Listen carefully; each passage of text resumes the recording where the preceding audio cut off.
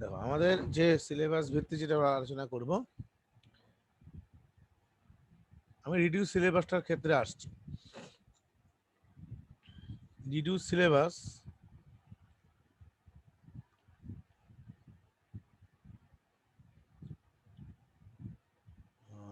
এখানে আছে।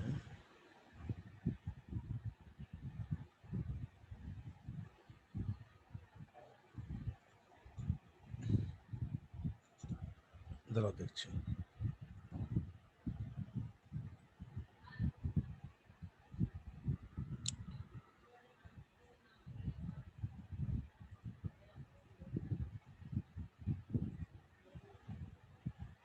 ঠিক আছে, পরে আমি একবার কেউ যদি পাঠিয়ে রাখতে পারে একবার ভালো হয় রিডিউস সিলেবাসটা। ঠিক আছে, পরে দেখলেও হবে।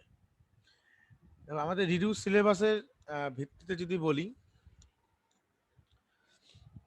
ডিবিএমএস যে চ্যাপ্টারটা আমাদের ছিল, ডিবিএমএস এ কিছু পোর্শন বাদ দিয়েছে, কিন্তু আমাদের এমএস অ্যাক্সের সাথে পুরোপুরি বাদ দিয়েই করতে হবে।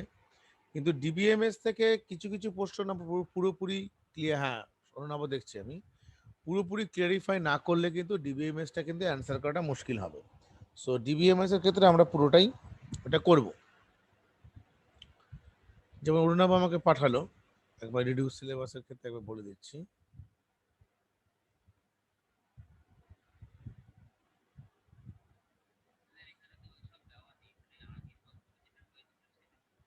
হ্যাঁ ওটাই করে বলেছে, ওই যে আগের বার যেটা হয়েছে সেটাই। ওটা আমার কাছে ছিল, আমি কৌস্তব পাঠিয়েছিল আমাকে। এক সেকেন্ড, ওটা আমি পরে গ্রুপে একবার দেখাবো। কিন্তু এটা পুরোপুরি আবার যেটা সিএম যেটা বলেছিলেন যে স্কুল ছুটি, পুজোর ছুটির পর স্কুলটা যদি ওপেন হয় তাহলে সিলেবাসটা কতটা কমানো হবে তার উপর ভিত্তি করে সেটাকে কমানো হবে। হ্যাঁ কৌস্তব, ভেরি গুড, কৌস্তব পাঠিয়েছে আমাকে। এটা তোমাকে, এটা কিন্তু পুরোপুরি প্রিভিয়াস ইয়ার এটা নিয়ে চলছে। এই বললাম না 18 নম্বরে হবে যে 18 মার্কস 28।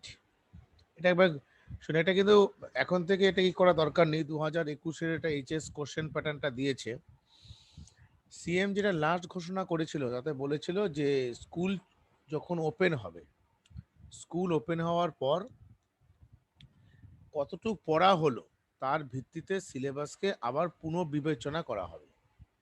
তা পুরো সিলেবাস হচ্ছে না ঠিক আছে, কিন্তু কোনটা থাকবে কোনটা থাকবে না সেটা পিবিএস এর ভিত্তিতে নোটিফিকেশন তো করেছে।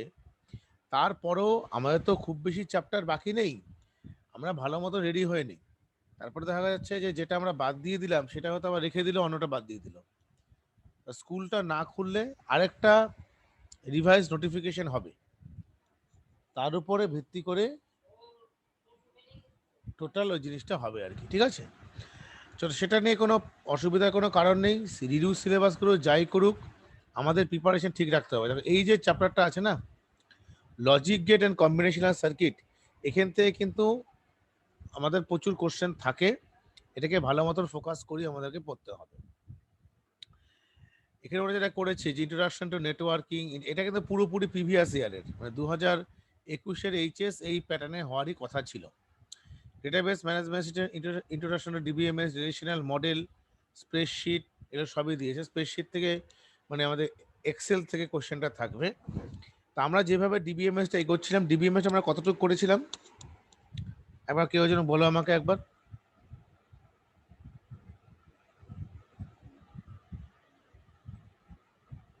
ডিবিএমএস কতটুকু করেছিলাম?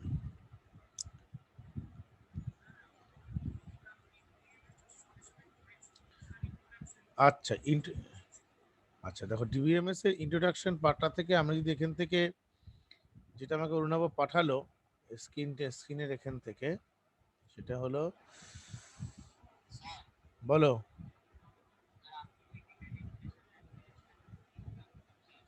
আচ্ছা আচ্ছা, ঠিক আছে আমি এটা দিই। ঠিক আছে, ডিবিএমএস থেকে আমাদের দেখো ডিবিএমএস এর পার্ট 1 বা পার্ট 2 যেটাই আমরা করি না কেন, ডিবিএমএস এর আমাদের কিন্তু ওরা যেভাবে সিলেবাসগুলোকে রিডিউস করে না, ওই সিলেবাসগুলো রিডিউস থেকে তুমি যদি বেশি পড়তে চাও, তুমি আসল চ্যাপ্টারের কনসেপ্টটাই বুঝতে পারবে না। কি করতে ঠিক তো, কিচ্ছু বোঝা যাবে না কিন্তু। দেখো ডেটাবেসের সম্বন্ধে আমি ধারণা একটা বলেছিলাম, ডেটাবেসের বিভিন্ন অংশ, অ্যাট্রিবিউট, এই জিনিসগুলো বলেছিলাম। কার্ডিনালিটি, এই জিনিসগুলো বলেছিলাম, কার্ডিনালিটি, অ্যাট্রিবিউটস, তারপর তোমার ডিগ্রি, এর কথা বলিনি। তারপর ডেটাবেসকে আমরা বেসিক্যালি বলবো database is basically a normal table. A table gets lots of information. একটা ডেটাবেস কি করে, অনেকগুলো ইনফরমেশনকে কালেক্ট করে, তাই তো? যেমন এখানে যদি আমরা ইন্ট্রোডাকশনের পার্টের থেকে এটা বুঝি, আগের দিন বুঝিয়েছিলাম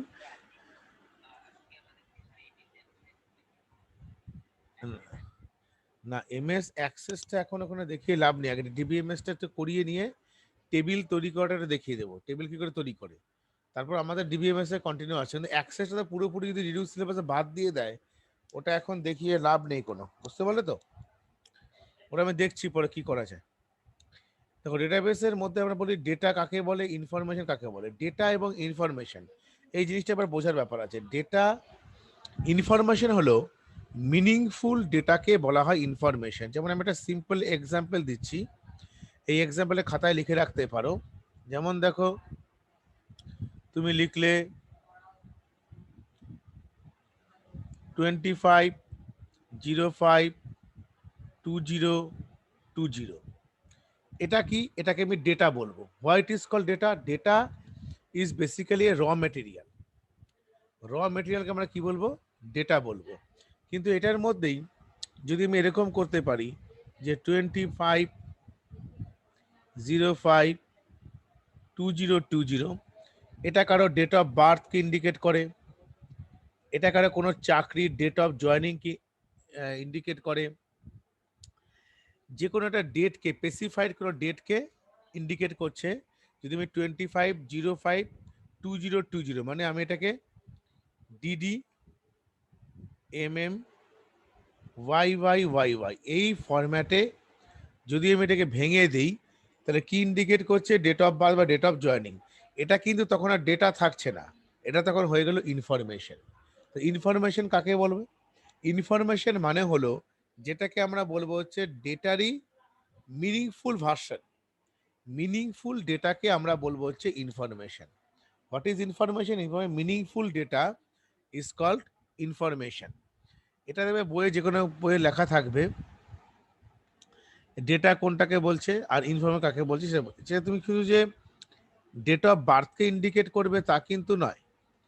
সে এটার আগে তুমি যদি এরকম লিখে দাও, তাহলে এতগুলো টাকাকে ইন্ডিকেট করছে, এত রুপিস। বিভিন্নভাবে আমরা সেটাকে নানাভাবে ইন্ডিকেট করতে পারি। যেমন 25 একটা নিউমেরিক ভ্যালু, আমি যদি এর পাশে যদি লিখে দেই এমএস, তার মানে কি বোঝাবে? Metre per second, metre per second. আমি যদি 25 পাশে যদি লিখে দেই এলইটি, লিটার, আবার 25 পাশে যদি লিখে দেই কেজি, তখন কিন্তু শুধু 25টা হলো ডেটা। যখন সেই ডেটাটাকে আমি মিনিংফুল ফরম্যাটে রিকগনাইজ করছি, তখন সেটা কিন্তু হয়ে গেল হচ্ছে ইনফরমেশন। যেমন 25 ইটসেলফ ইনফরমেশন, 25 এটাও একটা ইনফরমেশন, এটাও কিন্তু একটা ইনফরমেশন। সো আশা করি জায়গাটা পরিষ্কার বোঝা গেছে ইনফরমেশন ও ডেটার ব্যাপারটা। ডেটাবেসের সংজ্ঞা মোটামুটি যাদের কাছে যে বইটা আছে সেগুলো এখান থেকে প্রথম প্যারাটা পড়লেই হবে, কারণ এই জায়গা থেকে বেশি বড় প্রশ্ন থাকবে না, ছোট প্রশ্নই থাকবে। ডেটাবেসের ইনফরমেশন দিয়েছে দেখুন, যেমন দেখো রেলওয়ে রিজার্ভেশন ইনফরমেশন, খুব ভালো একটা example. Railway reservation information, railway reservation ইনফরমেশনকে কেন ডেটাবেস বলা হয়? বিকজ আমি যদি একটা টিকিটকে যদি বুকিং করি, ধরো কি কি থাকে টিকিটটা কোনোদিন কি ঘেটে দেখেছো? অতটা তো মাথা ঘামাওনি। একটা টিকিটের মধ্যে বেসিক ইনফরমেশন থাকে কি? প্রথমে থাকবে ধরো সিরিয়াল নাম্বার,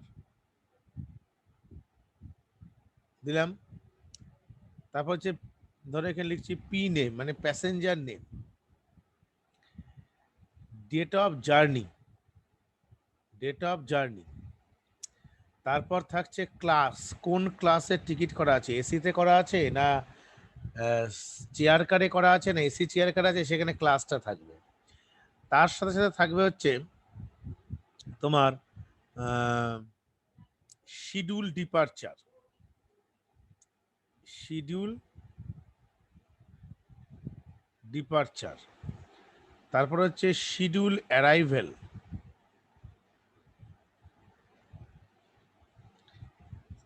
বলো, ডেট অফ জার্নি মানে কোন ডেটে তোমার ট্রেনটা রান করবে,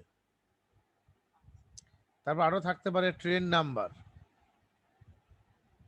সো এরকম লটস অফ ইনফরমেশন থাকে, একটা টিকিটকে দেখলেই ভালো রকম বুঝতে পারবে।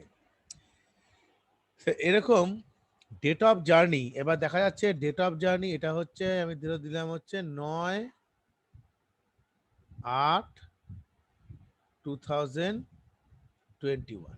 তাহলে এই ডেট অফ জার্নিতে এবং এরকম সিরিয়াল নাম্বার দেখা যাচ্ছে 1,00,000 1,00,000 লোকের একটা ইনফরমেশন আছে, আবার তোমার পিএনআর নাম্বার আছে। তা সমস্ত রেকর্ডগুলোকে একটাকে আমরা ডেটাবেস বলছি। তাহলে টেবিল ফরম্যাটে থাকছে, আমি আগের দিন বলেছিলাম একটা টেবিল ফরম্যাটের মধ্যে লটস অফ রেকর্ডসগুলো থাকছে, সেখান থেকে আমরা শিডিউলগুলোকে দেখে দেখে করছি এবং কম্পিউটারাইজভাবে কম্পিউটারে যে কাজগুলো হচ্ছে সবগুলো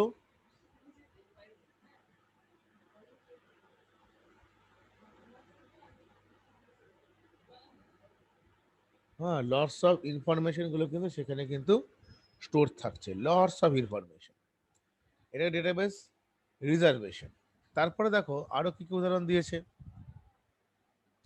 টেলিফোন ডাইরেক্টরি, তোমরা তো টেলিফোন ডাইরেক্টরি এখনকার দিনে হয়তো দেখোনি, একটা সময় যাদের বাড়িতে বাড়িতে টেলিফোন ছিল না প্রত্যেকটা ডিরেক্টরি বেরোতো, কোন এরিয়া কোন ফোন নাম্বার তারপরে অ্যাড্রেস ছিল, হ্যাঁ যারা দেখেছে দেখেছো, কিন্তু এখনকার দিনে তো প্রায় এটা উঠেই গেছে বললে হয়, আর কেউ তো আর সেই টেলিফোন ডিরেক্টরি রাখছে না এখন আর বাড়িতে। এবার যে স্টুডেন্ট ডেটাবেস টেবিল, এটা খুব ইনফরমেশন ইম্পর্টেন্ট জিনিস, ছাত্র বা ছাত্রীর নাম, class, roll number, section, marks, phone number ইত্যাদিতে ডেটা সংরক্ষিত হয়, এগুলো আমি আগের দিন বলেও ছিলাম।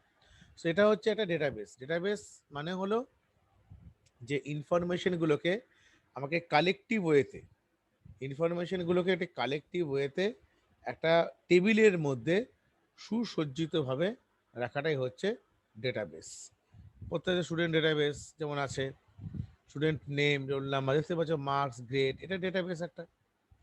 তা আমাদের মোট কথা যে কাজগুলো স্কুলে আমরা যে কাজগুলো কিভাবে করতাম, স্কুলে যে কাজগুলো একটা ম্যানুয়াল খাতাতে এন্ট্রি করা হতো বড় বড় খাতাতে, এখন এই কাজটাই হচ্ছে ডেটাবেসের রেসপেক্ট, মানে সমস্ত ইনফরমেশনগুলো একটা ডেটাবেসের মধ্যে স্টোর থাকছে।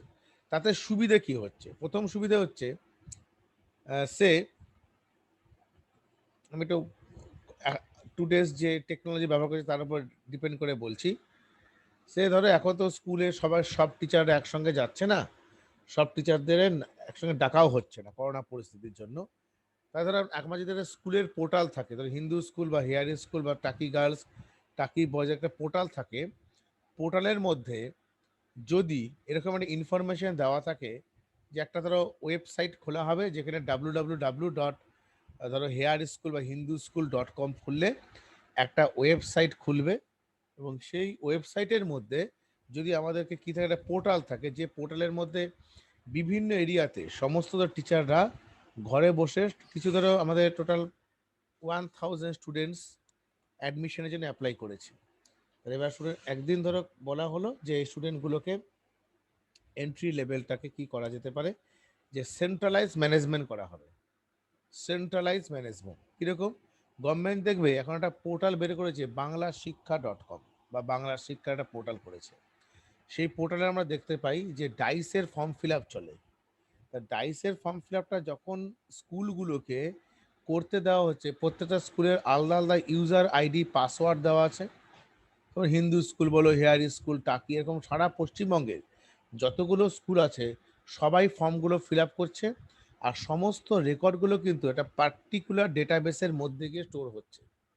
তারপরে গভর্নমেন্ট যদি মনে করে শিক্ষা দপ্তর থেকে কোন স্কুলে কত স্টুডেন্ট আছে সমস্ত ইনফরমেশন সেখান থেকে পাওয়া যাবে, টোটাল ইনফরমেশন রেকর্ডটা কিন্তু থাকছে কিন্তু ওই ডেটাবেসের মধ্যে, সেন্ট্রালাইজ ইনফরমেশন।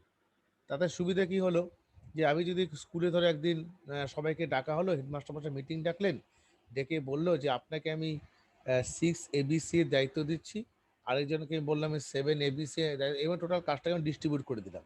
নিয়ে সে ফাইলগুলো বাড়ি নিয়ে চলে এলো। এসে কি করবে, ঘরে বসে সে এন্ট্রি করবে, করে পরে হার্ড কপিটা স্কুলে গিয়ে কোনো সময় জমা করে দেবে। এবার যখন এন্ট্রি করছে এইভাবে টোটাল কাজটা যদি ডিস্ট্রিবিউট আমি করে দিতে পারি, আমাকে স্কুলে না গিয়েও আমি ঘরে বসে এন্টার কাজটাকে করতে পারবো। That is the more efficient way. কাজটাও তাড়াতাড়ি হয়ে যাবে এবং সমস্ত রেকর্ডের ইনফরমেশনগুলো কিন্তু থেকে যাবে ওখানে, এবং স্কুল দপ্তর সেটা পুরোপুরি পেয়ে যাবে। যেই সাবমিট করবে টোটাল রেকর্ডটা গিয়ে আমার সাবমিট হয়ে যাবে সেন্ট্রালাইজ ডেটার মধ্যে। এবং সেখানে যে আমি যে ফর্মটা ফিল আপ করলাম তার স্টুডেন্টের রেসপেক্টে কী রেসপেক্ট হবে, অ্যাপ্লিকেশন আইডি জেনারেট হবে। সো অ্যাপ্লিকেশন আইডি জেনারেট হওয়ার পর সেখানেই কাজটা হবে। এটাই হচ্ছে ডেটাবেসের সবচেয়ে বড় সুবিধা। এখন যখন দেখো যারা এবছর উচ্চ মাধ্যমিক পাশ করলো তাদের তো অনলাইন ফর্ম ফিল আপ চলছে। আমিও বেশ করে ফর্ম ফিল আপ করে দিই স্টুডেন্টদেরকে। যেমন তোমাদের ইনফরমেশন দিচ্ছি, দেখলে তোমাদের মধ্যে মনে হবে ডেটাবেসটা মানে কেন পড়বো, তার গুরুত্ব কি, এটা না বুঝতে পারে না কোনো জিনিসকে পড়ে ইন্টারেস্ট পাবে না। যেমন অনলাইন ফর্ম ফিল আপের ক্ষেত্রে আমি ধরো দেখাচ্ছি, এখানে গুগলে গেলাম, গিয়ে ধরে আমি লিখছি একটা অনলাইন ফর্ম ফিল আপের পোর্টাল দেখাই তোমাকে, তারা ভালো বুঝতে পারবে। যে কোনো একটা পোর্টাল দেখাচ্ছি, ধরো গোখেল মেমোরিয়াল, আমি যেটা ফর্মটা ফিল আপ করেছিলাম,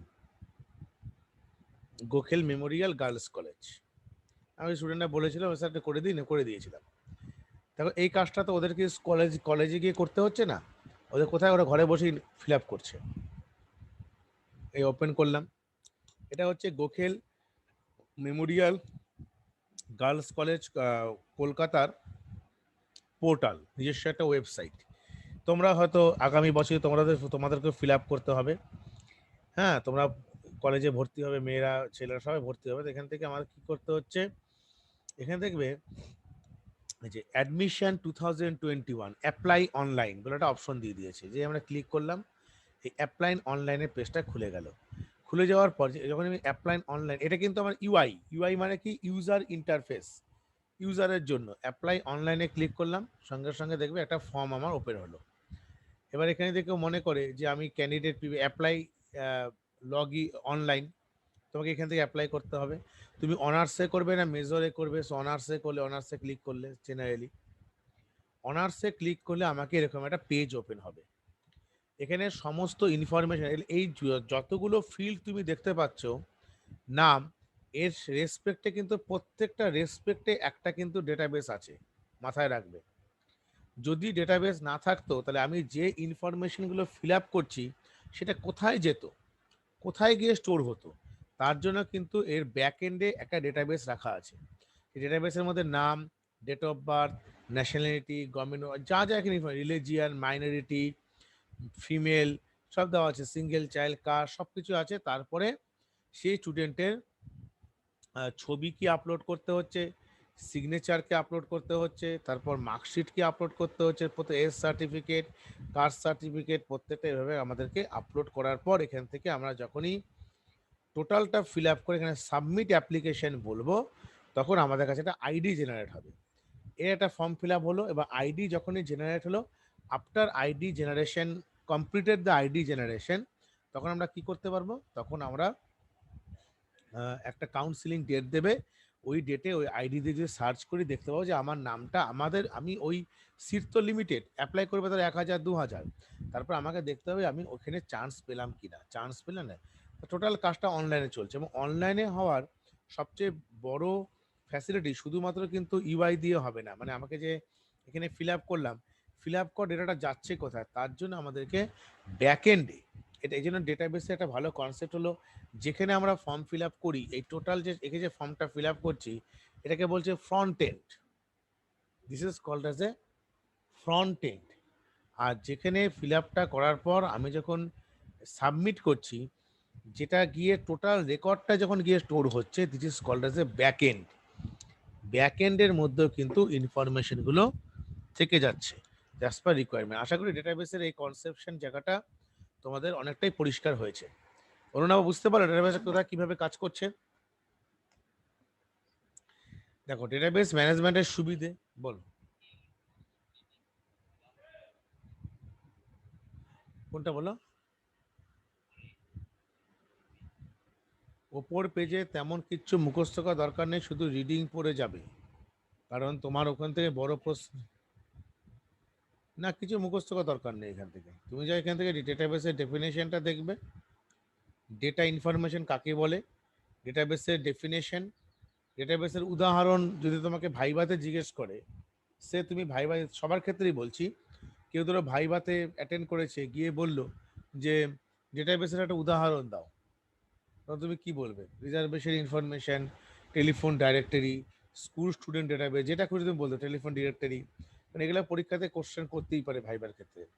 এটা তো মুখস্থ করার কিছু নেই, জাস্ট রিডিং পড়ে একবার বুঝে নিলেই হবে। হ্যাঁ, এবার আমরা যেটা আসবো ডেটাবেসের সুবিধে ও অসুবিধে। ডেটাবেসের সুবিধে অসুবিধে কি? হ্যাঁ, ডেটাবেসের সবচেয়ে বড় সুবিধা, এখান থেকে অনেকগুলো পয়েন্ট আছে, 1 থেকে 9 পর্যন্ত, এতগুলো পয়েন্ট আমাদের না পড়লেও চলবে।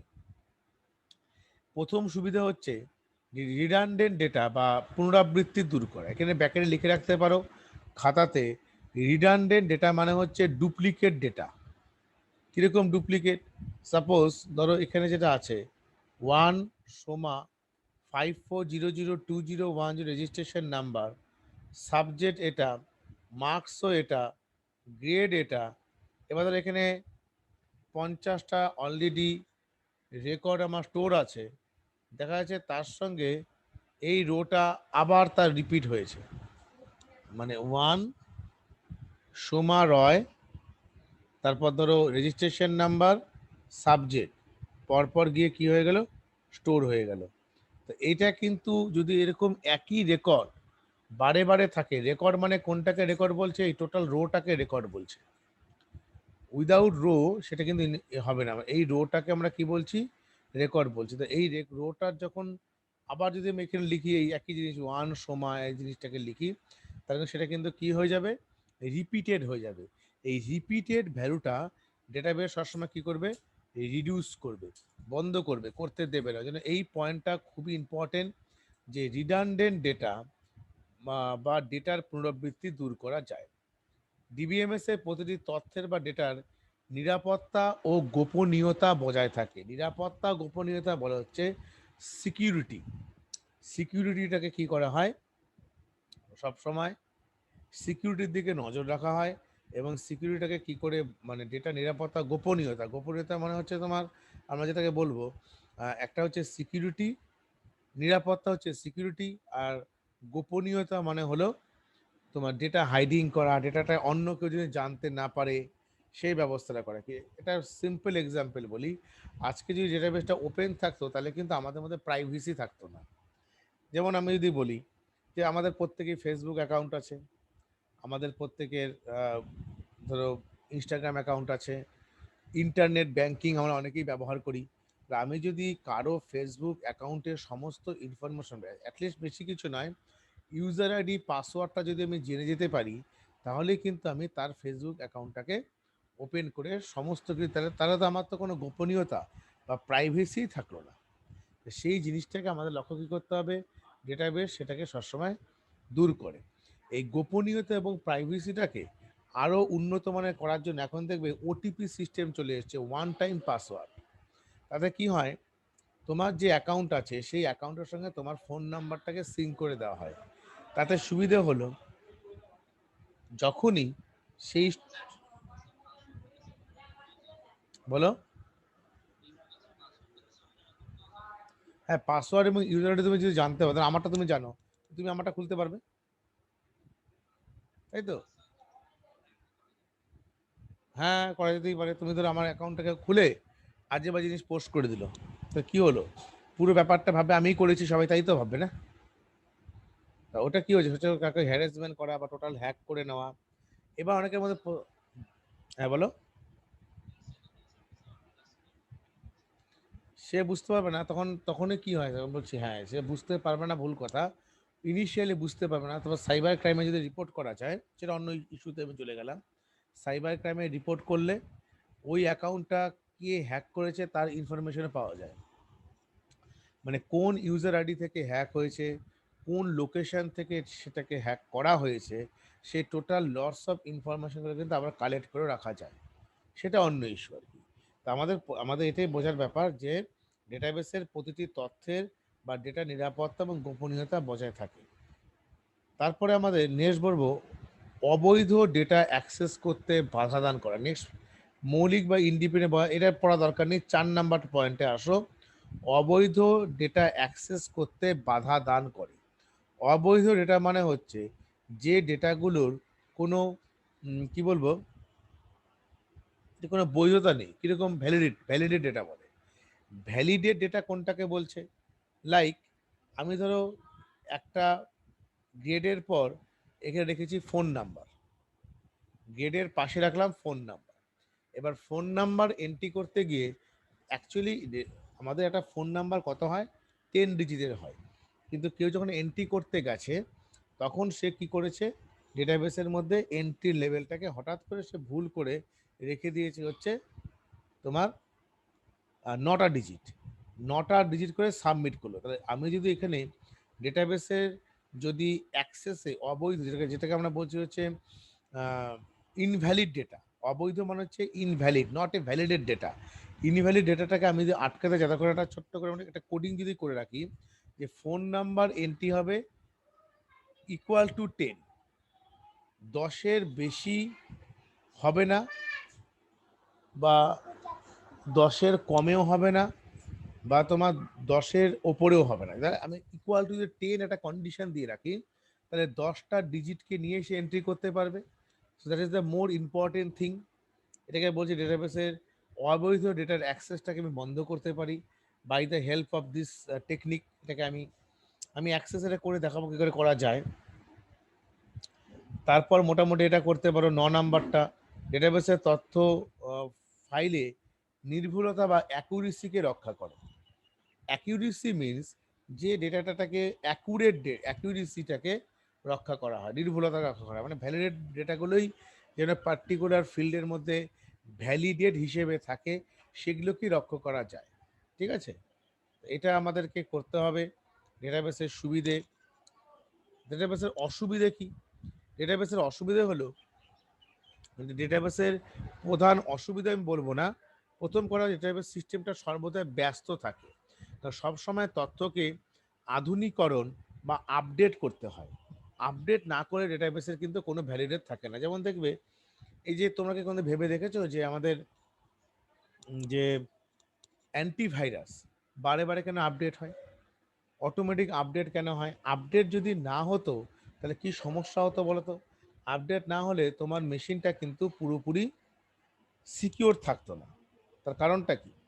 তার কারণ হলো আমাদের প্রতিনিয়ত প্রত্যেকটা মুহূর্তে মানে নিউ নিউ ভাইরাস কিন্তু ইনভেন্ট হচ্ছে, এবং সেই ভাইরাসগুলো যখন ইনভেন্ট হচ্ছে, সেই ভাইরাস ইনভেন্ট হওয়ার পর তার সমস্ত ইনফরমেশন ডেটাবেস রেকর্ড মানে টেবিলের মধ্যে যদি না থাকতো, তা সেটাকে কিন্তু আমরা অ্যাক্সেস করতে কী করতাম, সবসময় সবচেয়ে বড় যে প্রবলেমটা ফেস করতে হতো, সে কিন্তু ডেটাবেসের রিপিটিং যে টাইমটাকে যখন বারে বারে যখন চেকিং, যদি ওই ইনফরমেশন না থাকতো ওর কাছে, তাদেরকে অ্যালাউ করে দিত। আমি আরও ভেঙে বলছি, সাপোজ ডেটাবেসের মধ্যে নতুন একটা অ্যান্টিভাইরাস এসছে, তার নাম হচ্ছে ট্রোজান ভার্সন 3। Trojan version 3। এবার তুমি নেট করছো, নেটের সাইটে ট্রোজান ভার্সন 3 আছে। এবার ডেটাবেসটাকে তুমি কোনো কারণে আপডেট করনি বা ডেটাবেসের মধ্যে ওই ইনফরমেশনটাই নেই। আপডেট কি করে কোম্পানিগুলো? আপডেট মানে ওই ভাইরাসের সমস্ত ইনফরমেশনগুলো অনলাইনে ছেড়ে দেয়। আপডেট করার সঙ্গে সঙ্গে তোমার যে ডেটাবেসে যে টেবিলে আছে তার মধ্যে ওই ভাইরাসের সমস্ত ইনফরমেশনগুলো ওর কাছে থেকে যায়। তো এবার ধরো আপডেট তুমি করনি, এবার ভার্সন 3 অ্যান্টিভাইরাস তোমার মেশিনের সঙ্গে সঙ্গে প্রোটেক্ট চলে আসবে। কেন চলে আসবে? কারণ ওই ইনফরমেশন তো ওই ডেটাবেসটার মধ্যে নেই। তো সেই জন্য ডেটাবেসটাকে রিপিটেড টাইম কী করতে হয়? আপডেট করতে হয়। তুমি যতদিন আপডেট যদি না করো, তাহলে ভাইরাসটা কী হবে? অ্যালাউইং সেক্টরটা অন হয়ে থাকবে। সো ডেটাবেসে এই জিনিসের সবচেয়ে বড় ইম্পর্টেন্ট জিনিস আপডেট করাটা প্রয়োজন। উইদাউট আপডেশন ডেটাবেস কিন্তু কাজ করবে না। ডেটাবেসে আপডেটটা অবশ্যই দরকার। এবং ডেটাবেসে উইন্ডোজ কীভাবে আমাদের সেটাকে সিকিউর করে, যখনই আমরা যখন কোনো নেট বা অন্য কিছু করছি, তো উইন্ডোজের ব্যাক এন্ডে ডেটাবেস আছে।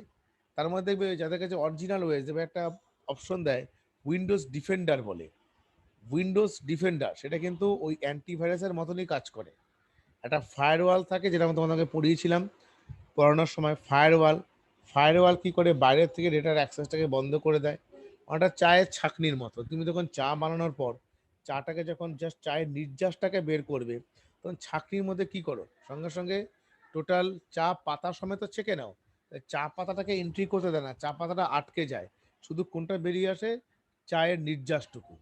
সো ওই একই ব্যাপার, এটা ফায়ারওয়ালের কাজ করে। এবং ফায়ারওয়ালটা অলওয়েজ তোমার আপ টু ডেট থাকতে হবে। যতক্ষণ না আপ টু ডেট থাকবে, ফায়ারওয়াল কিন্তু কাজ করবে না। এই জন্য একটা কথা কি বলেছে, ডেটাবেসের সর্বদা ব্যস্ত থাকে এবং রেকর্ডগুলি কেন্দ্রীয়ভাবে, এই পয়েন্টটা পড়বে যে সিস্টেমটি সর্বদাই ব্যস্ত থাকে, মানে always it will be busy. আর কারণ সবসময় তথ্যকে আধুনিকরণ বা আপডেট করতে হয়। আর সে থার্ড পয়েন্ট যেটা লিখেছে, সিস্টেম নিয়েও সর্বদা ব্যস্ত থাকতে হয় এবং রেকর্ডগুলি কেন্দ্রীয়ভাবে নিয়ন্ত্রিত হয়। কোনো সমস্যা দেখা দিলে যে কেউ সেটি পরিবর্তন করতে পারে না। সিস্টেম নিয়ে সর্বদা ব্যস্ত থাকতে হয় এবং রেকর্ডগুলি কেন্দ্রীয়ভাবে নিয়ন্ত্রণ হয়। কোনো সমস্যা দেখা দিলে যে কেউ সেটি পরিবর্তন করতে পারে না। দেখে নিলে এটা এখানে সবচেয়ে বড় হচ্ছে পরিবর্তন করতে পারে না বলতে, সর্বদা ব্যথা করে সিকিউরিটির কেন্দ্রীয় হবে নাকি, একটা ডেটাবেসের মধ্যে তোমার সেন্ট্রাল ডেটাবেসের সঙ্গে লিঙ্ক আপ থাকবে। একটা সেন্ট্রাল ডেটাবেস থাকবে এবং সেন্ট্রাল ডেটাবেসের সঙ্গে লিঙ্ক আপ না থাকলে সেটাকে পরিবর্তন করতে পারবে না। এই সেন্ট্রাল ডেটাবেস কনসেপ্টটা আমি একটু বোঝাচ্ছি। আমি রেলওয়ে রিজার্ভেশন দিয়েই বলি। ধরো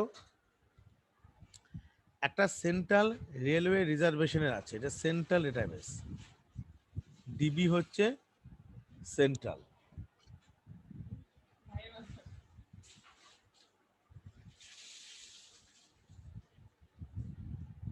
হলো, এবং তার সাথে সাথে এখানে অনেক ছোট ছোট ডেটাবেসগুলো থাকবে।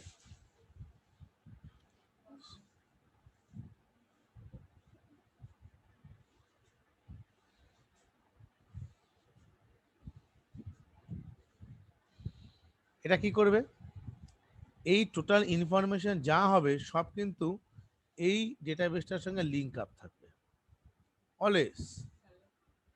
সেন্ট্রাল ডেটাবেসটার সঙ্গে লিঙ্ক আপ না থাকলে সমস্ত ইনফরমেশন কিন্তু আমরা শেয়ার করতে পারবো না।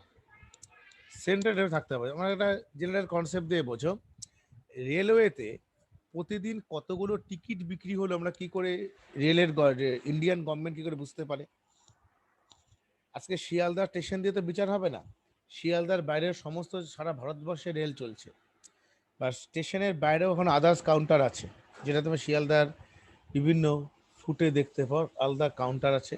এবং তাছাড়া আরেকটা জিনিস আমরা দেখতে পাই কোথায়, যখন রেলওয়েতে আমরা গেলাম, রেলওয়ে যেভাবে কাউন্টারে করছি, এখন তো আইআরসিটিসি সাইট বেরিয়ে গেছে, আইআরসিটিসি থেকে আমরা রেলটাকে বুকিং করি, বুকিং করলাম করার পর সেখান থেকে তার ইনফরমেশনও থাকছে। তার সমস্ত কিছুর ক্ষেত্রে একটা কিন্তু সেন্ট্রাল ডেটাবেস কাজ করছে। সেন্ট্রাল ডেটাবেস যদি কাজ না করতো, তাহলে কিন্তু সেই ইনফরমেশনটা কিন্তু ইন্ডিয়ান গভর্নমেন্ট কোনোদিনই পেত না যে কোথায় কাজ হতো। এই সেন্ট্রাল ডেটাবেস হওয়ার জন্যই একটা তোমাদেরকে একটা প্রবলেম বলি, এটা আজ থেকে প্রায় অনেক বছর আগে যখন সেন্ট্রাল ডেটাবেস তৈরি হয়ে ওঠেনি, তখন কি হতো, ম্যানুয়াল টিকিট সিস্টেম ছিল। যে তুমি ট্রেন থেকে, যে স্টেশন থেকে তুমি ধরো যাত্রা করছো হাওড়া পর্যন্ত, তোমার সেই স্টেশন থেকেই টিকিট কাটতে হতো। তুমি অন্য জায়গাতে কিন্তু অন্য কাউন্টার থেকে কিন্তু টিকিট কাটলে কিন্তু হবে না, সেই পজিশন থেকে টিকিট কাটতে হবে। মানে তুমি যদি মনে করো যে হাওড়া থেকে আমি মুম্বাই যাব, তো হাওড়া প্ল্যাটফর্ম থেকে তোমার ম্যানুয়াল হাতে লিখতো, এই টিকিট করা হতো। এই জিনিসটা কিন্তু সবচেয়ে বড় সুবিধা কি ছিল, ঘরে বসে কাটা যেত না, একটা মানুষকে সে টিকিট কাটতে গেলে রেলওয়ে কাউন্টারে গিয়ে কাটতে হতো, সবচেয়ে বড় প্রবলেমেটিক ছিল। এখন তো কোর ব্রাঞ্চিং হয়েছে, তুমি পৃথিবীর যে কোনো যেখানে ইন্টারনেট আছে তুমি সেখানেই বসে টিকিট কাটতে পারো। আর সমস্ত সেন্ট্রাল ডেটাবেসের সঙ্গে আমার টোটাল লিঙ্ক আপটা কমপ্লিট থাকবে, সেখান থেকে বসে আমাদেরকে কাজগুলো করতে হবে। কনসেপ্টটা আশা করি এই যে ডিবিএমএস এর কনসেপ্টগুলো খুব দরকার, এগুলো না থাকলে না আমরা ডিবিএমএটা পড়ে ইন্টারেস্টও পাবো না, এবং তাছাড়া তার সঙ্গে আমরা অনেক জিনিসপত্রগুলোকে বুঝতেও পারবো না আর কি। নেক্সট হচ্ছে এটাকে বলে, এটা কেন্দ্রীয় বলছে, কেন্দ্রীয় সিস্টেম থাকছে। এই যথেষ্ট ব্যয়বহুল, এই কনসেপ্টটা দেবে না, চেষ্টা করবে 2 নাম্বার 3 নাম্বার আর লাস্টের পয়েন্টটা কি বলেছে, এটি যথেষ্ট জটিল প্রক্রিয়া, তাই ডেটা ব্যাকআপ এবং ডেটার পুনরুদ্ধার বা রিকভারি করাও যথেষ্ট কঠিন কাজ। ডেটার ব্যাকআপ বা পুনরুদ্ধার করাটা যথেষ্ট কি কাজ, কঠিন কাজ। ডেটার ব্যাকআপটা সবচেয়ে বড় জিনিস কি, আমি একটু ভেঙে বলি ডেটার ব্যাকআপ ব্যাপারটা। এই যে কয়েকদিন আগে শুনেছিলে যে ইস্টার্ন রেলওয়ের এখানে কোথাও আগুন লেগেছিল না, যেখানে কিন্তু সমস্ত ডেটা কিন্তু নর্মালি যদি ব্যাকআপ না নেওয়া থাকতো, সেন্ট্রালাইজ ব্যাকআপ, তো কি হতো, টোটাল ডেটাগুলো, যেটা একটা হার্ড ডিস্ক আছে, ডেটা ব্যাকআপ মানে কি হার্ড ডিস্ক থাকা, তো হার্ড ডিস্কের মধ্যে সেই ইনফরমেশনগুলো যদি কোনো কারণে কি হয়ে যায়, হার্ড ডিস্কটা ক্র্যাশ করে যায়, ডেটাবেসটা কি হবে, পুরোপুরি ডেটাটাই চলে যাবে, কোনো ইনফরমেশন আমরা পাবো না, we cannot get no no don't getting any type of information. তখন এটাকে প্রবলেমটাকে ভুল করা মানে রেকটিফাই করার জন্য যে সিস্টেমটা আমাদের মধ্যে চলে এলো, সেটাকে কি করা হলো, পুরোপুরি ডেটাগুলোকে আপলোড করে দেওয়ার সিস্টেম শুরু হয়ে গেল। কোথায় আপলোড করবে, যেমন ক্লাউড বেস। যেমন একটা সিম্পল এক্সাম্পল দেখো, একটা সময় যখন আমরা নর্মাল মোবাইল ব্যবহার করতাম, তখন মোবাইল ফোন যদি আমরা চেঞ্জ করতাম, তার নাম্বারগুলো আমাদের চলে যেত কিনা, এই প্রবলেম কারা কারা ফেস করেছে বলো, শুভদীপ, এই প্রবলেম হতো কিনা বলো, মোবাইল ফোন চেঞ্জ করলে নাম্বার চলে গেল, একটা সময় ছিল, হ্যাঁ তুমি হয়তো সেই সময় মোবাইল ফোন ব্যবহার করতে না, বাট আমরা ব্যবহার করেছি। হ্যাঁ, তো এখন কি হয়েছে, এখন দেখো বলছি, এখন তোমার প্রত্যেকটা মোবাইল যে নাম্বারগুলো সেভ হচ্ছে তোমার প্লে স্টোর। হ্যাঁ, না, সিমের মধ্যে শোনো, তুমি ভালো প্রশ্ন করেছো। সিমে সিমের মধ্যে, আচ্ছা আমি সব ব্যাপারটাই বলছি, পুরো ব্যাপারটা বলছি, যে সিমের মধ্যে যখন ইনফরমেশনগুলো থাকতো, সেই সিমের মধ্যে সামান্য কিছু ডেটা স্টোর করা যেত, ধরো 200-র বেশি ইনফরমেশন স্টোর থাকতো না।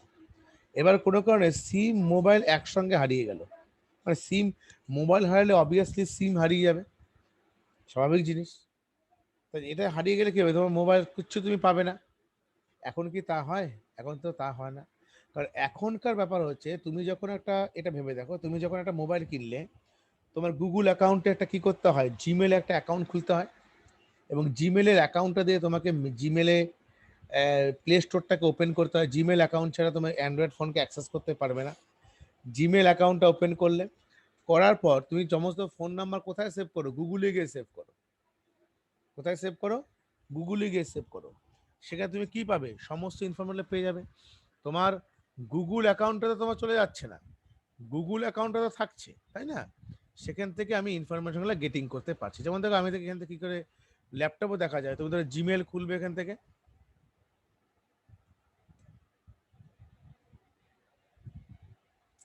আজকে আদিত্য আসেনি ক্লাসে, না আদিত্য?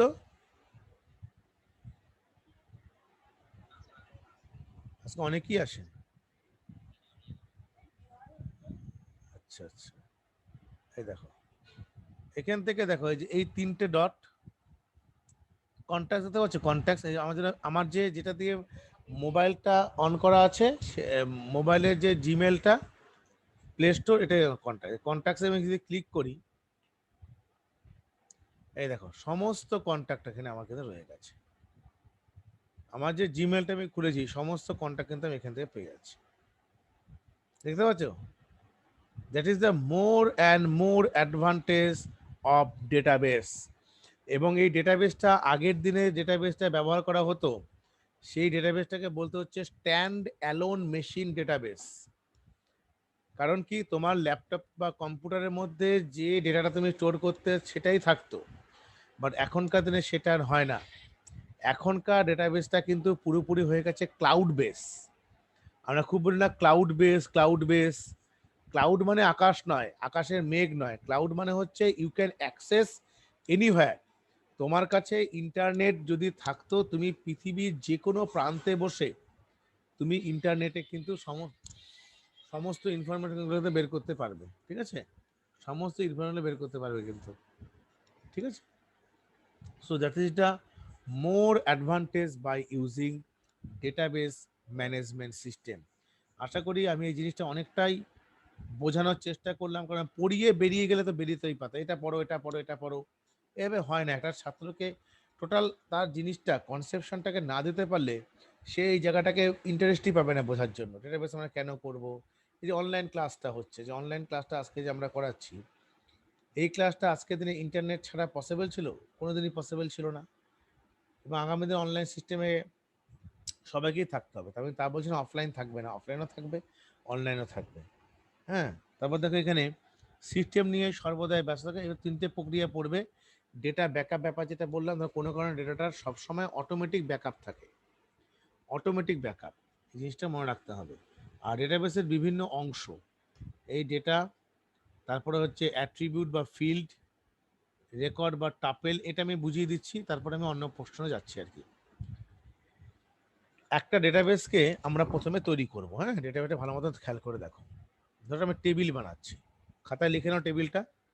সাপোজ ধরো টেবিলটার নাম হচ্ছে অ্যাডমিশন টেবিল।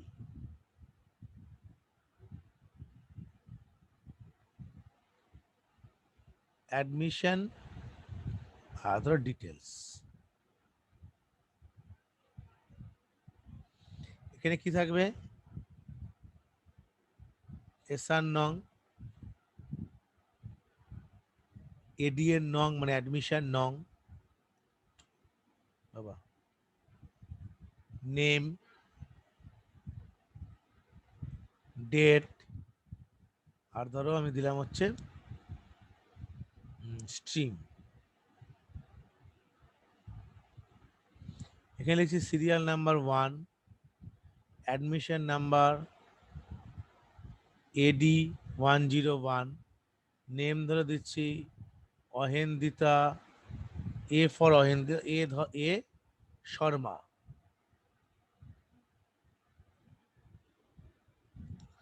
ডেট হচ্ছে ও ধরো অ্যাডমিশন নিয়েছে 2/2/2020। স্ট্রিম ধরো নিয়েছে হচ্ছে সায়েন্স অ্যাডমিশন নিয়েছে। 2 নম্বর AD 102, এ রয়, অধৃত রয়, ওকে। 03/02/2020 ও নিয়েছে কমার্সে। 3 নম্বর AD 103, P. পল, প্রশান্ত পাল ধরো, 04/02/2020 এ নিয়েছে সায়েন্সে। তো এইভাবে আমরা টেবিল তৈরি করলাম। ঠিক আছে, this is a table. Table কি? Table is a collection of information. Okay, so serial number, admission name, name, date, আর হচ্ছে আমার স্ট্রিম।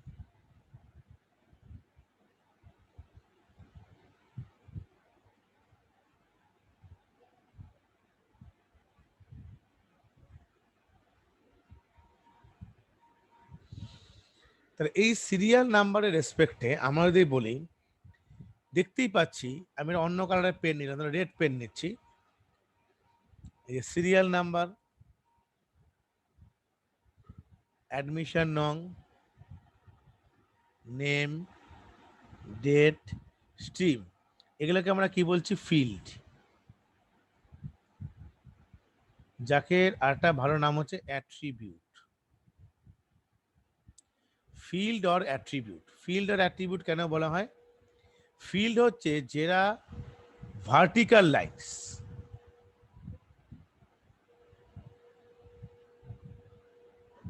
ভার্টিক্যাল লাইন্সগুলোকে আমরা বলছি ফিল্ড।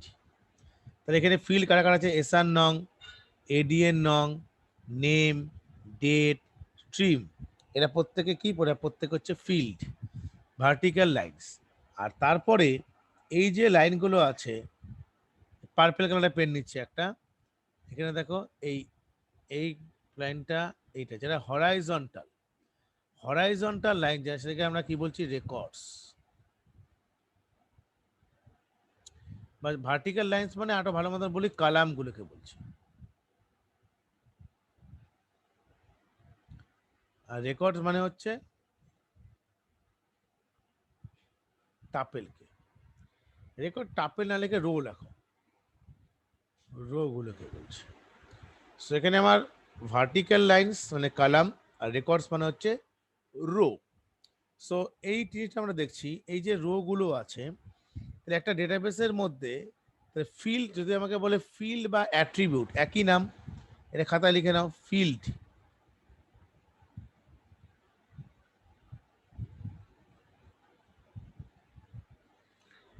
ফিল্ড অথবা অ্যাট্রিবিউট কাকে বলে, what is field or attribute?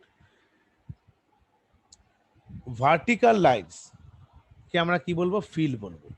আমরা আরো ইংলিশে বা বাংলায় বলতে পারি কালাম হেডার, কেন কালাম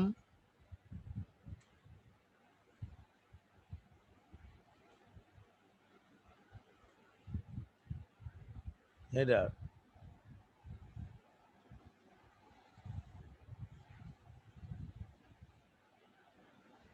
is called field or attribute. কলামের হেডারকে আমরা বলছি, কলামের হেডারকে আমরা বলছি ফিল্ড অর অ্যাট্রিবিউট। কলাম হেডারকে, column header is called field or attribute. আর তাহলে এই রো যেগুলো আছে, যে রো যারা আছে, রো গুলোকে আমরা কি বলছি,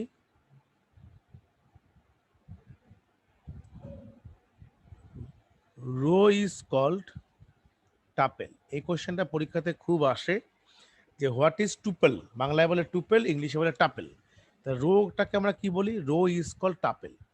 দেখেন টাপেল কোনগুলো, যেমন বলো, কিছু বলবে?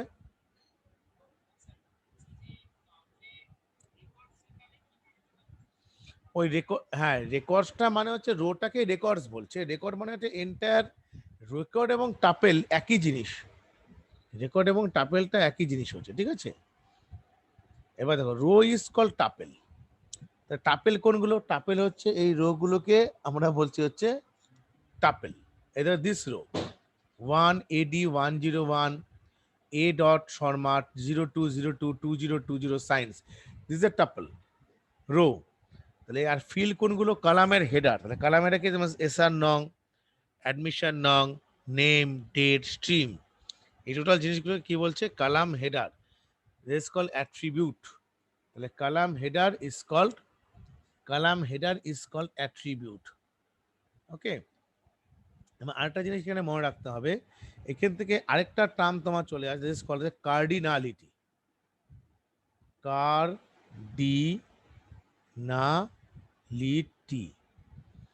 কার্ডিনালিটি কাকে বলছে? কার্ডিনালিটি হলো number of tuple in a relation is called cardinality. Number of tuple in a relation, তাই কোনটাকে বলছে, নাম্বার অফ টাপেল মানে হলো, আমি এটাকে মুছে দিচ্ছি কিন্তু, হ্যাঁ এখন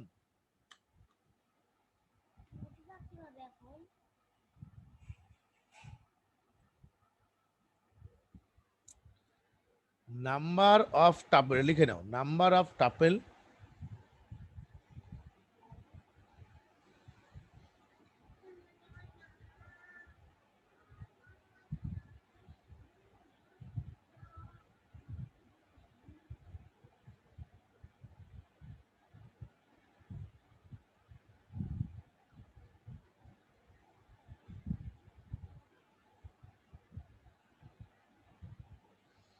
number of tuple in a relation is called cardinality. এবার আমাকে বলো, তাহলে এই রিলেশন যে অ্যাডমিশন ডিটেলস যে আমার টেবিলটা আছে, এই টেবিলটার কার্ডিনালিটি কত, কে বলবে? এই টেবিলটার কার্ডিনালিটি কত?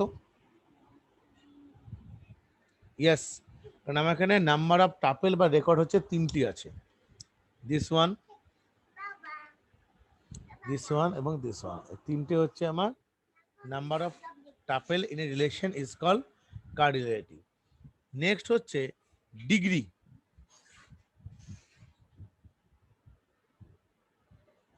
What is degree? ডিগ্রি কাকে বলে?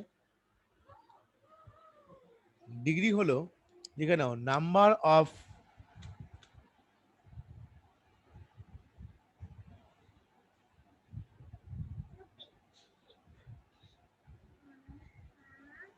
attribute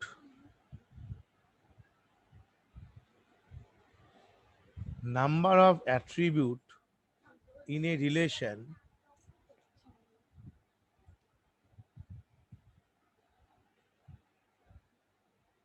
is called degree. তাহলে আমাকে বলো এর ডিগ্রি কত হবে, এই রিলেশনটা ডিগ্রি কত? What is the degree? Very good. তাহলে 5। এটা পরীক্ষাতে কিন্তু খুব থাকে এবং এমসিকিউ টাইপ কোশ্চেনটা দেয় হচ্ছে এভাবে। এমসিকিউ টাইপ কোশ্চেনটা লিখে নাও।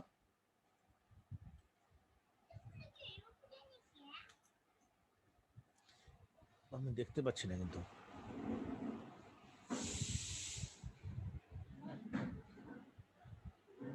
In a relation,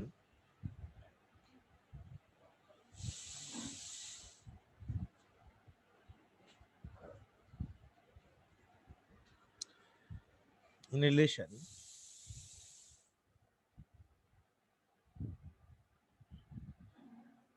number of row 10 and number of column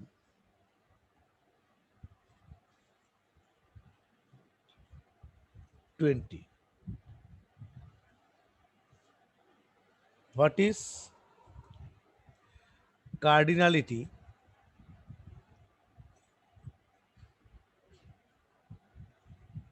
and degree of the above relation? কে বলবে রো এবং কার্ডিনাল ডিগ্রি কত আছে?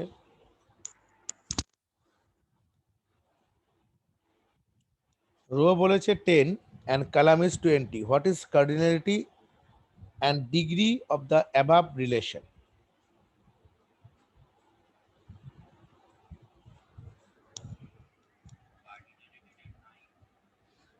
কেন বাবা 9 কেন হবে কার্ডিনালিটি? 9টা কেন আসছে?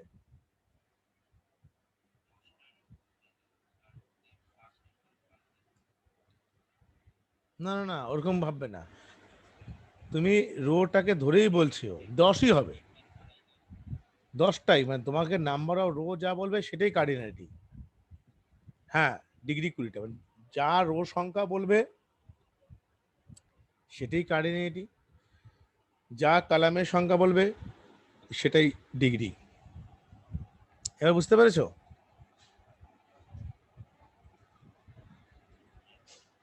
ঠিক আছে।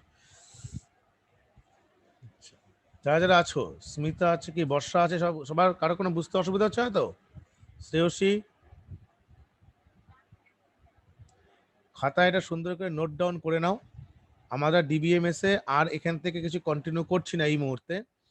আমরা কিছু রিভিশন সেকশনে আসবো। শোনো, আমরা যখনই অফলাইনটা মনে হচ্ছে এই মাসের শেষে না হলে সেপ্টেম্বরের ফার্স্ট উইকে আমি শুরু করে দেবো। একটু আমি দেখে নিই, এই মাসটা দেখে নিচ্ছি।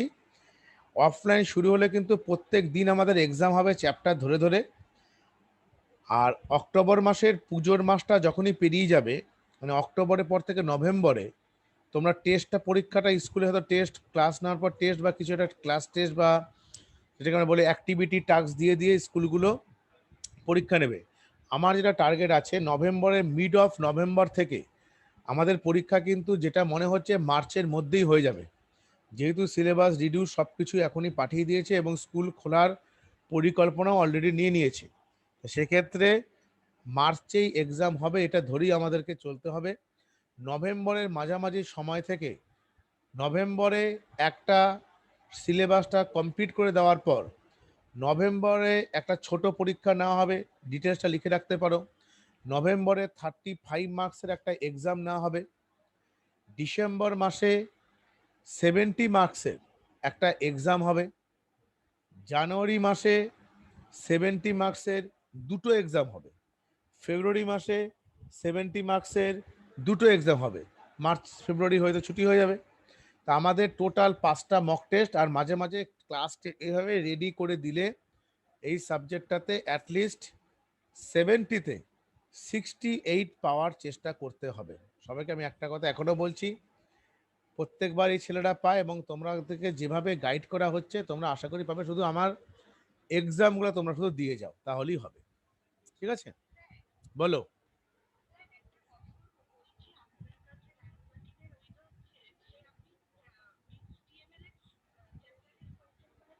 হ্যাঁ হ্যাঁ দিয়েছিলাম, সব আছে। আমি একটু বাইরে আছি তো, বাড়িতে গিয়ে পাঠিয়ে দেবো, তুমি হোয়াটসঅ্যাপ করো, আমরা তোমাকে সব পাঠিয়ে দেবো, কোনো চিন্তা নেই, ঠিক আছে? একদম ঠিক আছে।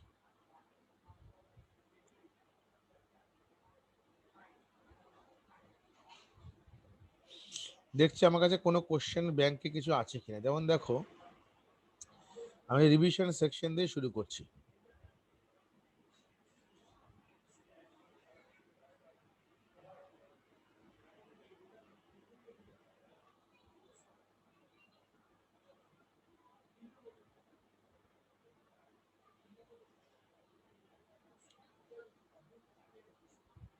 একটা কোশ্চেন আমি পাঠাচ্ছি তোমাদেরকে, কোশ্চেনটা বাড়িতে পারবে, এটা ধরে রাখতে পারে অ্যাক্টিভিটি টাস্ক, বাড়িতে রেডি করবে কোশ্চেনটা।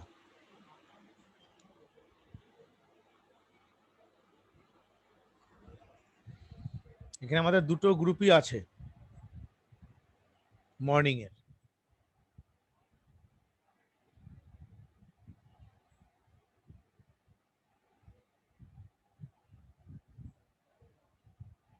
কম্বিনেশনাল সার্কিটের উপরে 15 মার্কসের কোশ্চেন আছে। এই কোশ্চেনগুলো খুবই সহজ, 5খানা কোশ্চেন দেওয়ার পর আমাদের এসিকিউ আছে আর বড় প্রশ্ন দেওয়া আছে। যেমন দেখো, এখান থেকে আমরা যদি এখন ডিসকাস করে খাতায় এমসিকিউ গুলো ডিসকাস করে নেই, অনেকে হয়তো পারবে। How many lines R in 16:1 marks, 16:1 মার্কসের কটা সিলেকশন লাইন থাকবে? অ্যান্সারটা হবে কটা হবে বলো? 4 হবে। কি করে হচ্ছে 4? 2^4, তাই তো? 2^4 মানে 16:1 এর ক্ষেত্রে 2^4। তা যদি আমার 32:1 হতো তাহলে কি হতো? 5টা হতো, 2^5, 5 হতো। তারপরে প্রশ্নটা কি হবে? ডেসিমেল টু বাইনারি এনকোডারের টোটাল নাম্বার অফ আউটপুটস আর, ডেসিমেল টু বাইনারি এনকোডারে টোটাল আউটপুট কটা হয়?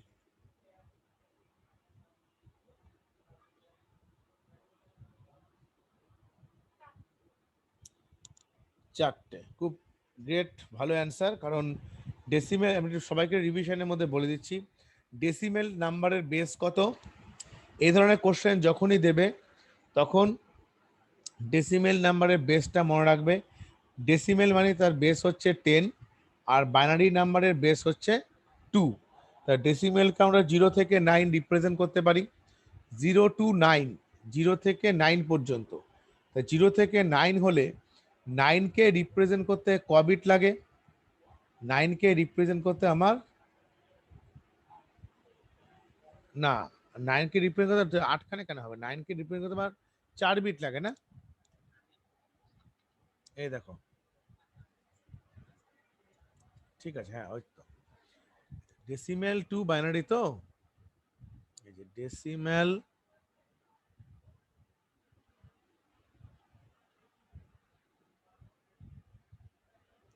এর বেস বা র্যাডিস হচ্ছে 10। 10 মানে হচ্ছে নাম্বারগুলো 0 থেকে আপ টু 9। 9কে রিপ্রেজেন্ট করতে আমার ক বিট লাগে? 101। এটা হচ্ছে 9 এর বাইনারি। 9 এর বাইনারি কত? 1001, that is a binary of 9। 9 এর বাইনারি ক বিট লাগছে? এই দেখো, 1, 2, 3, 4, 4 বিট লাগছে। সো এর জন্য, যেহেতু এখানে আমার রিকোয়ারমেন্ট হচ্ছে 4 বিটের, তাহলে ওর কটা তোমার আউটপুটে কটা হবে? ওর আউটপুটে 4টেই হবে, একদম ঠিক অ্যান্সার, 4টে হবে। পরটা দেখো, in decoder circuit when input n the output will be, যদি n যদি আমার ইনপুট হয়, আউটপুট কি হবে? আউটপুট হবে 2 to the power n। Decoder সার্কিটের হ্যাঁ n সংখ্যক ইনপুট হলে আউটপুট হবে 2 to the power n। পরটা দেখো, in half adder circuit which of the following gates are not required, in half adder circuit which of the following gates are not required, কোন গেটটি requirement নেই? আর not required বলেছে, প্রয়োজন নেই, কোন গেটটি?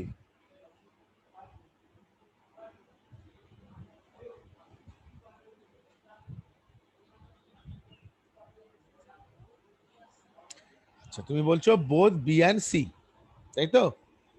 একদম ঠিক অ্যান্সার দিয়েছে ও। বোথ বি অ্যান্ড সি হচ্ছে correct answer. Both B and C correct. কেন কারেক্ট? কারণ আমরা সার্কিটটা যদি ডিজাইন করি, একটু রিভিশনের মধ্যে আমরা চলে আসছি। হাফ অ্যাডার সার্কিটে খাতায় লিখে রাখো, হাফ অ্যাডারের দুটো আউটপুট হয়, একটা হচ্ছে আমার সাম, সাম মানে হচ্ছে A bar B plus A B bar equal to A XOR B, আর ক্যারির ক্ষেত্রে হবে আমাদের এ বি। সো এটাকে যদি আমি সার্কিটে ইনপুট নেই, তাহলে এ একটা ইনপুট, বি একটা ইনপুট, এটাকে নিয়ে আমি কোন গেটে পাস করব? XOR gate. এটা হলো আমার সাম। আর ক্যারির ক্ষেত্রে কি হবে? ক্যারির ক্ষেত্রে হবে হচ্ছে আমার এ আর হচ্ছে আমার বি, এই যে এ বি, এ বি হচ্ছে ক্যারি। যদি এটা থাকে, এর মধ্যে দেখো এখানে কোন গেটটা ব্যবহার হচ্ছে? এই গেটটার নাম হচ্ছে এক্সর গেট, আর এই যে গেটটা আছে এই গেটটার নাম হচ্ছে অ্যান্ড গেট। তাহলে দুটো গেটের রিকোয়ারমেন্ট আছে, XOR gate and gate, XOR gate আর হচ্ছে আমার অ্যান্ড গেট। কোশ্চেনটা কি বলেছিল? In half adder circuit which of the following gates are not required, বলবে দেখো এক্সর অ্যান্ড রিকোয়ার্ড আছে, এক্সর এখানে নটটা এক্সট্রা জুড়ে দেওয়া হয়েছে, নট, আবার এখানে নট, তাহলে কোনোভাবেই বোথ বি অ্যান্ড সি এর রিকোয়ারমেন্ট নেই, অতএব অ্যান্সারটা হচ্ছে কারেক্ট অ্যান্সার। পরটা আসছি, এবার তোমার নিজেরাই বলো যে হাফ অ্যাডার হাফ সাবস্ট্রাটার সার্কিটের inputs A and B and what would be the borrow expression will be. বড়োর ক্ষেত্রে ভেরি গুড, এবার বি। এই কোশ্চেনটা যদি ঠিকঠাক করতে পারো 98 থেকে আটকাতে পারবে না, এই টাইপের কোশ্চেনই থাকবেই। আমি বারে বারে বলছি, একদম এই ইজি কোশ্চেন আমি যেভাবে করাই, এখানে কোনো অসুবিধা হবে না। ডিফারেন্স বিটুইন ডিমার্কস অ্যান্ড মার্কস, ডিমার্কস এবং মার্কসের ক্ষেত্রে যেটা আমি বলি, ডিমার্কস অলওয়েজ কি করে? একটি ইনপুট নেয়, অনেকগুলো আউটপুট নেয়, একটি ইনপুট অনেকগুলি আউটপুট, এবং এই আউটপুটগুলোকে কন্ট্রোল করে কে? Selection line. আর মার্কস কি করে? অনেকগুলি ইনপুট, একটি আউটপুট, এবং এই ইনপুট, এই মার্কসের সিলেকশন লাইনগুলোকে কন্ট্রোল করা হয় কিসের জন্য? আউটপুটের জন্য। আমি মুখে বলার থেকে একটু একে দেখিয়ে দিই, আরো আশা করি পরিষ্কার হবে।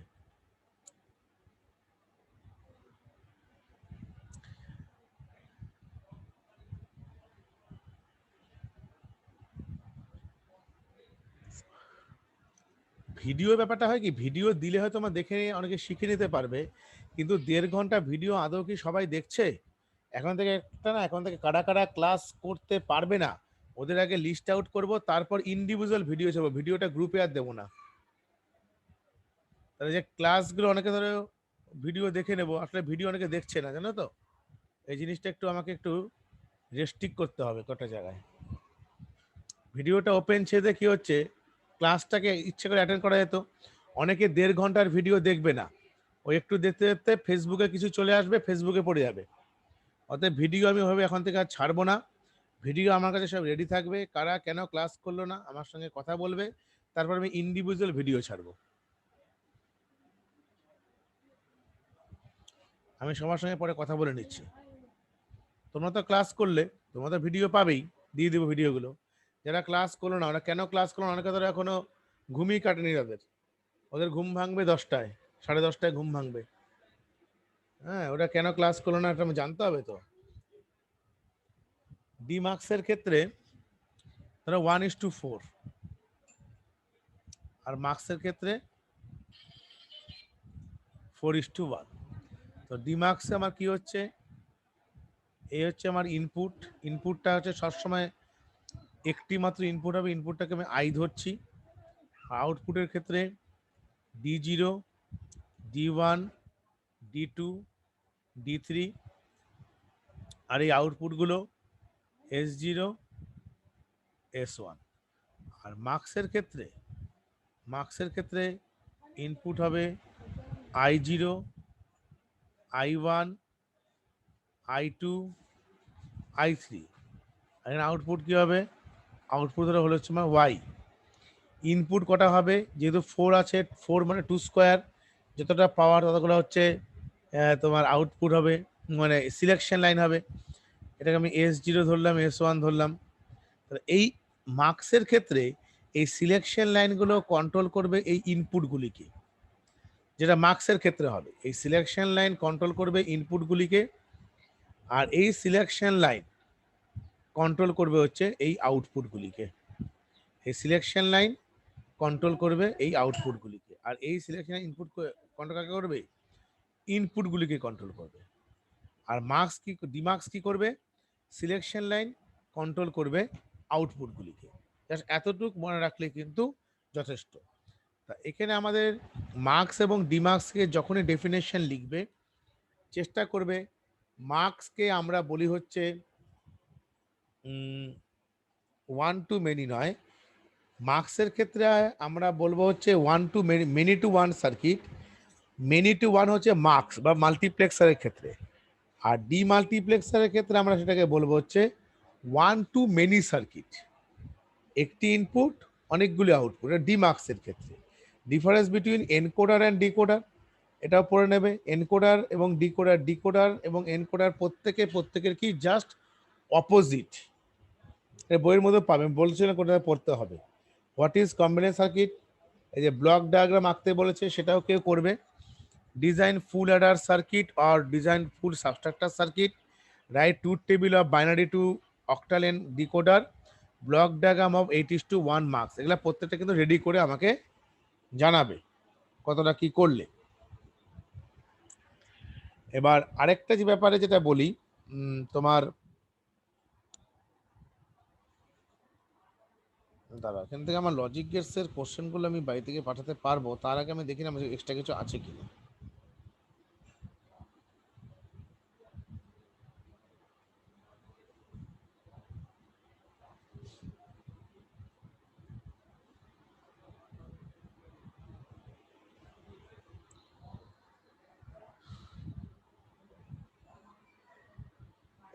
আরেকটা কোশ্চেন অ্যান্সার পাঠাচ্ছি, এটা বাইরে প্র্যাকটিস করার চেষ্টা করবে।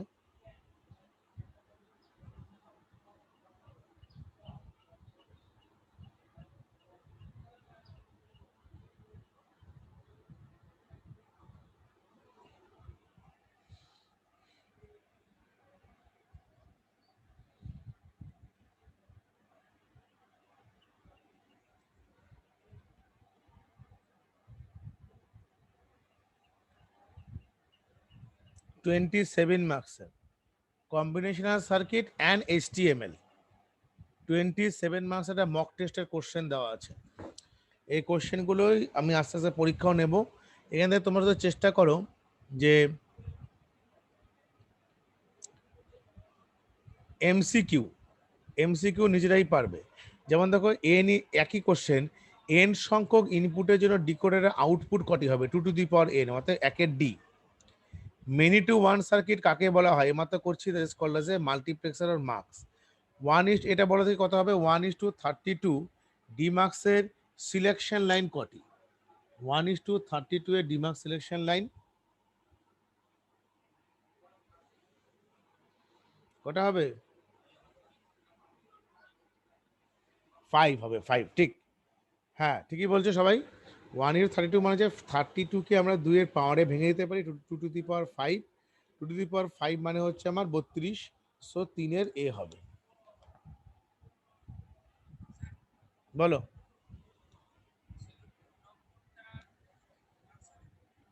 না, 2 নম্বর উত্তরটা হবে marks. Many to one circuit বলেছে না, মেনি টু ওয়ান সার্কিট বলা হয় কাকে? মার্কসকে। 2 এর এ হবে অ্যান্সার, মার্কস। ডি মার্কসের ক্ষেত্রে 1 টু মেনি হবে, রাইট, 1 টু মেনি হবে। এখানে প্রত্যেকটা কোশ্চেন দেওয়া আছে, এসি কিউ এর কোশ্চেন আছে, এসি কিউ এর কোশ্চেন কি দেওয়া আছে, কন্টেনার এবং এমটি ট্যাগের মধ্যে পার্থক্য লেখো। এগুলো না পরীক্ষা নিতে হবে, পরীক্ষা নিয়ে নিয়ে কিভাবে লিখছো তার উপরে আমাকে একটু মার্কিং করতে হবে, তা নাহলে হবে না। আর এমসিকিউ এসিকিউ ইয়ারের যে কোশ্চেনগুলো আছে, অরুণাভ আমাকে পাঠিয়েছিল 2015 সালের কোশ্চেন, মক টেস্ট ডিবিএমএস। দাঁড়াও, এখানে কোথায় যে কোশ্চেনগুলো পাঠালো, এইটাই মনে হচ্ছে। অরুণাভ মোটামুটি টাইম টু টাইম কোশ্চেনগুলো পাঠিয়ে দেয়।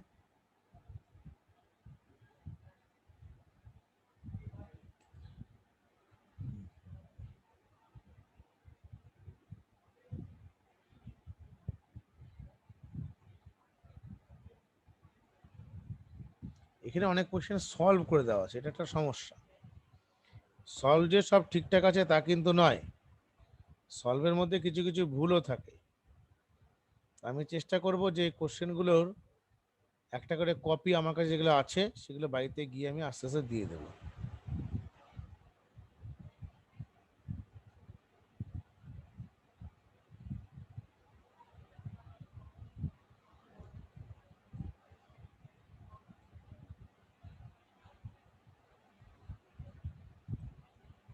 দু হাজার পনেরোর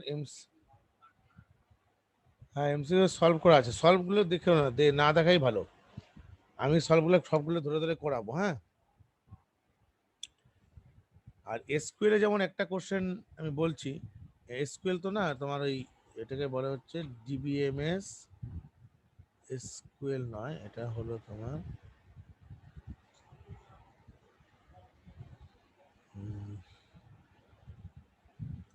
এসটিএমএল,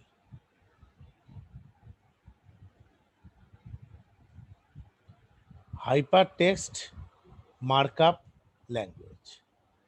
হাইপার টেক্সট মার্কআপ ল্যাঙ্গুয়েজের ক্ষেত্রে আমরা যেটা লক্ষ্য করব সেটা হলো নাম্বার 1 এর ক্ষেত্রে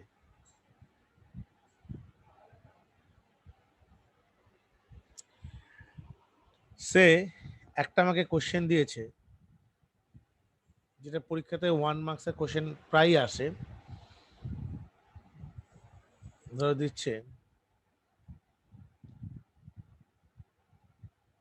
new Delhi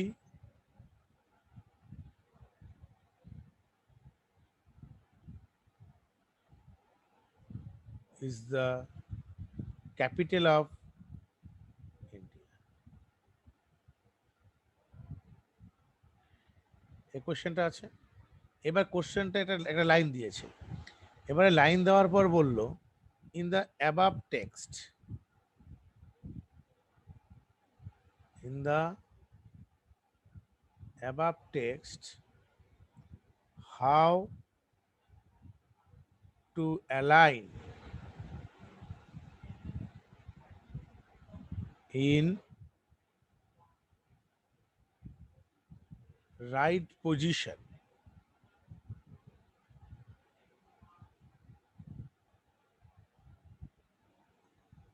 of the text, right position and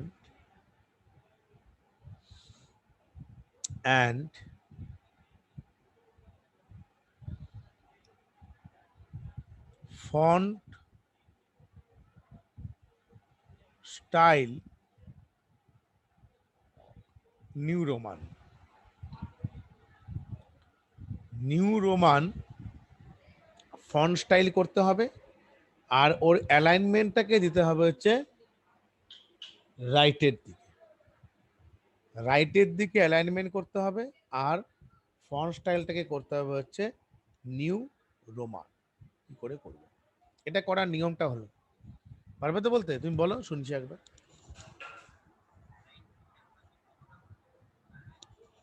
বলো না, পুরোটাই বলো, শুনছি আমি। বলো বলো।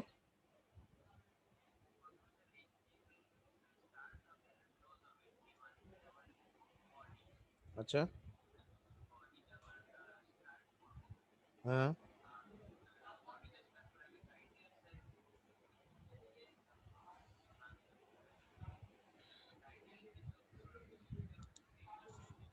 আচ্ছা। হুম।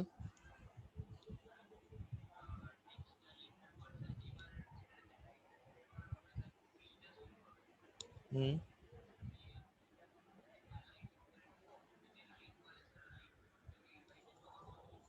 Very good.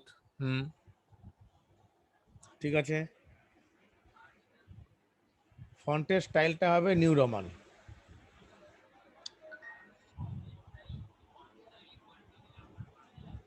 আচ্ছা, এটা একটু ভুল হলো, বাদ বাকিটা ঠিকই আছে, দেখো।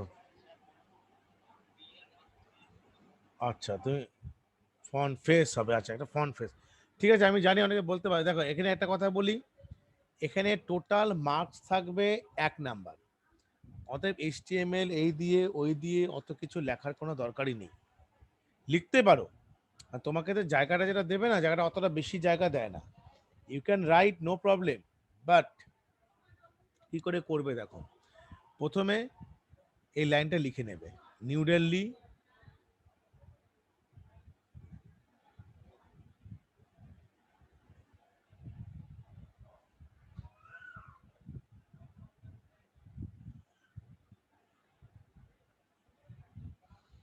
New Delhi capital of India. এখানে just P align equal to, দেখো right.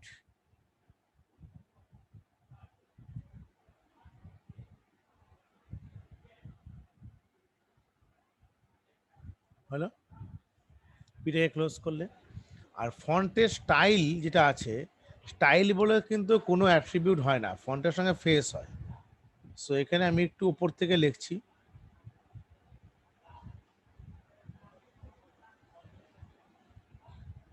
Font face, font space দিয়ে ফেস, নিউ রোমান।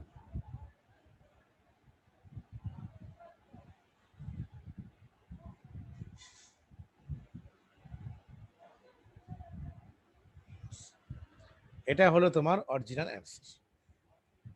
ফন্টটাকে এবার আজকের দিনে আমার ভিডিওগুলো আমি দিয়ে দেবো অনলাইনে।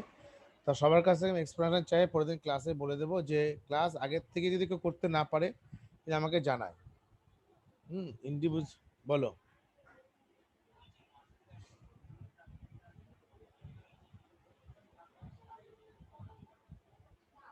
হ্যাঁ হ্যাঁ হ্যাঁ, সে থাকতেই পারে এটা, ওটা মার্কিউয়ের জন্য। বাট ফন্টের জন্য দেখো, ফন্টের জন্য আমার 3টি অ্যাট্রিবিউট থাকে। একটা হচ্ছে ফেস, সাইজ, আর হচ্ছে কালার। ফন্টের অ্যাট্রিবিউট হচ্ছে 3টি। এক হচ্ছে ফেস,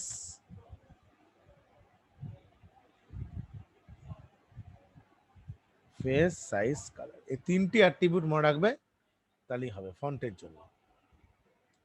আর নিউ রোমান যেটা বললাম, সেটা হচ্ছে প্রত্যেকটা ফন্টে যে ফেসের ক্ষেত্রে হবে। অনেক সময় এক্সামে কোশ্চেন দেয়, এইভাবে কোশ্চেনে লেখা যে which of the following, which, question সব খাতা লিখে নেবে কিন্তু, which of the following is not